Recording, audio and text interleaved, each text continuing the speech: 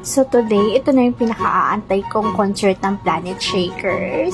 So excited na ako pumunta yan, guys. So magko-commute lang ako for today's video. So maaga ako umalis nan, guys, kasi 8 PM yung start ng concert. So 5 pa lang is umalis na ako sa bahay namin para di ako malit. So papasok na ako ng MRT yan, guys. So niloadan ko lang yung beep card ko para hindi na hassle pag pumila pa para bumili lang ng ticket. So ayan. After ko magpa-load, so ayan, waiting lang ako ng tren na dumating para makagora na ako. So ayun, afterwards, andito na ako, palabas na ako ng Cubao. So ayan, welcome to Araneta Center Cubao Station. So lalakad lang ako dyan ng Very Light. And then, ayan, lakad ng Very Light. So, ayan, paglabas ko, SM Mall of Asia Arena na. So, ganon kabilis. So, ayan guys, andito na ako, hinahanap ko yung entrance. Since first time ko pupunta dito, tapos wala akong kasama. So, ayan, ganyan karami yung tao. So, dahil wala akong kabesyo dito, aliwin ko yung sarili ko. So, ayan guys, as you can see, sobrang daming tao. Guys, pagpasok ko, meron ditong Planetshakers merchandise, merong mga t-shirts, merong mga pa-lights, may mga pa-headband, and whatsoever. So, kung gusto niyo mag-purchase, if ever, so, ayan, pwede kayo mag-purchase dyan. So, ayan, sa Gen Ad nga pala ako, hinahanap ko kung paano ako papasok sa Lagusan. Medyo struggle ako sa part na to kasi sobrang daming upuan, guys. So, hindi ko alam kung saan ako since first time ko, guys. Intindihin nyo. So, ayan, medyo na hindi ko mahanap yung seat ko, guys. Pero nasa 507 na ako. Struggle. So, ayun, finally, nakapasok na ako. So, ito pala yung loob ng MOA Arena. So, ayan, dati sa Facebook ko lang nakikita. Ngayon, nandito na ako sa loob neto. Ito pala itsura neto. So, ayan guys, waiting ako na lumabas yung Planetshakers kasi super excited ako kasi matagal ko tong inantay. Matching flex muna ako ng patiket natin. Guys, mag-start na. Huwag nyo na akong kausapin.